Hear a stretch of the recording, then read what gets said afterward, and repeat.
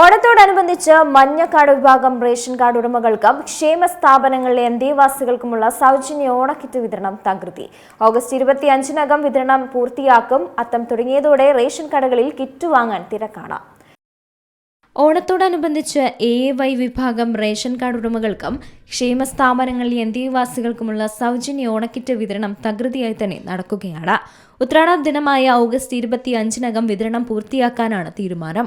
2026 ജൂണിലെ കണക്കുപ്രകാരം ആകെ 6,09,305 കിറ്റുകളാണ് വേണ്ടത്. തുണിസഞ്ചി ഉൾപ്പെടെ 16 ഇനം ഉൽപ്പന്നങ്ങളടങ്ങിയ കിറ്റ് ഒന്നിനുദ്ദേശം 854 രൂപ ചെലവാണ് കണക്കാക്കപ്പെടുന്നത്. സൗജന്യ ഓണക്കിറ്റ് വിതരണത്തിനായി 6,02,650 കിറ്റുകൾ സജ്ജമാക്കിയിട്ടുണ്ടെന്നും ഇതിൽ 3,06,092 കിറ്റുകൾ റേഷൻ കടകളിൽ എത്തിയെന്നും 75,885 കാർഡുടമകൾ കൈപ്പറ്റിയെന്നുമാണ് മുഖ്യമന്ത്രി കഴിഞ്ഞ ദിവസം അറിയിച്ചത്. മാവേലി സ്റ്റോറുകളിൽ 13 നിത്യോപയോഗ സബ്സിഡി സാധനങ്ങളും ലഭ്യമാണ്. സപ്ലൈകോ ശബരി സബ്സിഡി വെളിച്ചെണ്ണയുടെ വില ലിറ്ററിന് 249 രൂപയിൽ നിന്ന് 229 രൂപയായി കുറച്ചിട്ടുമുണ്ട്.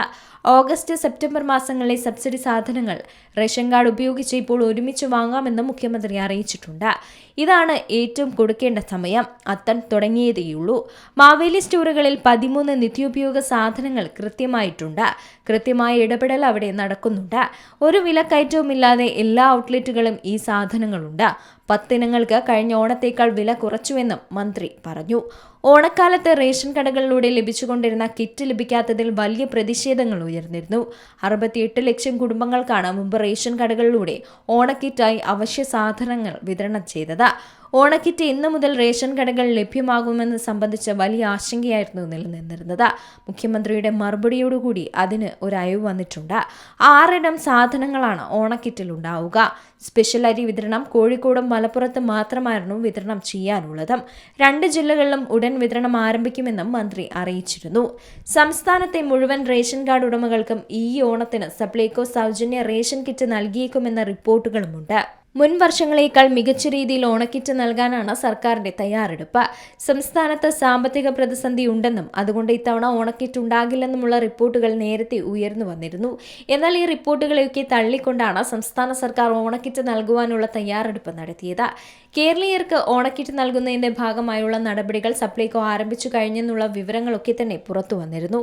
ഇതിന്റെ ആദ്യഘട്ടമെന്ന നിലയിൽ സംസ്ഥാനത്തെ റേഷൻ കാർഡുകളുടെ എണ്ണമെടുക്കലും നടന്നിട്ടുണ്ട്. കോവിഡ് കാലത്ത് റേഷൻ കാർഡ് അടിസ്ഥാനത്തിലായിരുന്നു ഭക്ഷ്യക്കിറ്റുകൾ സർക്കാർ വിതരണം ചെയ്തത്. അതേ രീതിയിൽ തന്നെയാണ് ഇത്തവണയും ഓണക്കിറ്റുകൾ വിതരണം ചെയ്യുക. AAY, BPL, NPS, NPNS കാർഡുകളുടെ തരം തിരിച്ചുള്ള എണ്ണമാണ് എടുത്തുകൊണ്ടിരിക്കുന്നത്. News desk C Malayalam news. ഏറ്റവും പുതിയ വാർത്തകളും വിശേഷങ്ങളും വിരൽ തുമ്പിലറിയാൻ സി മലയാളം ന്യൂസ് എല്ലാ ഡിജിറ്റൽ പ്ലാറ്റ്ഫോമുകളിലും ലഭ്യം.